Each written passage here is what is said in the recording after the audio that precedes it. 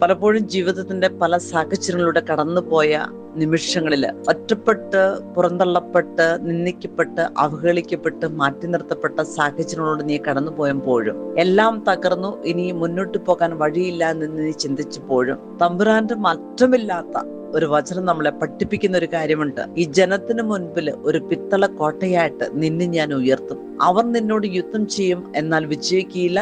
എന്തുകൊണ്ടെന്നാൽ നിന്നെ രക്ഷിപ്പാന്, മോചിപ്പാന് ദൈവമായ കർത്താവ് നിന്റെ കൂടെയുണ്ടെന്ന്. പ്രിയപ്പെട്ട മക്കളെ, നമുക്കറിയാം നമ്മുടെ ജീവിത സാഹചര്യങ്ങളിൽ നമ്മൾ തളർന്നു പോയിട്ടുണ്ടായിരിക്കാം, തകർന്നു പോയിട്ടുണ്ടായിരിക്കാം. ആരുമില്ല ഒരു കൈത്താങ്ങ് തരാൻ പോലും, അല്ലെങ്കിൽ ഒരു ആശ്വാസ വാക്ക് തരാൻ പോലും. പക്ഷെ നിന്നെ സ്നേഹിച്ച് നിന്നെ കാത്തുപരിപാലിക്കുന്ന നിന്റെ ദൈവമായ കർത്താവ് പറയുകയാണ്, നിന്നെ ഞാൻ ഉയർത്തും. നീ എവിടെയാണോ അപമാനിക്കപ്പെട്ടത് അവിടെ നിന്നെ ഉയർത്തുമെന്നും, ആരെല്ലാം നിനക്കെതിരെ എന്തെല്ലാം പറഞ്ഞാലും ദൈവമായ കർത്താവ് നിന്നെ രക്ഷിപ്പിക്കാൻ നിന്റെ കൂടെയുണ്ടെന്ന് പറഞ്ഞിട്ടുണ്ട്. അറ്റമില്ലാത്ത തമ്പുരാന്റെ വചനം നമുക്ക് വിശ്വസിക്കാം.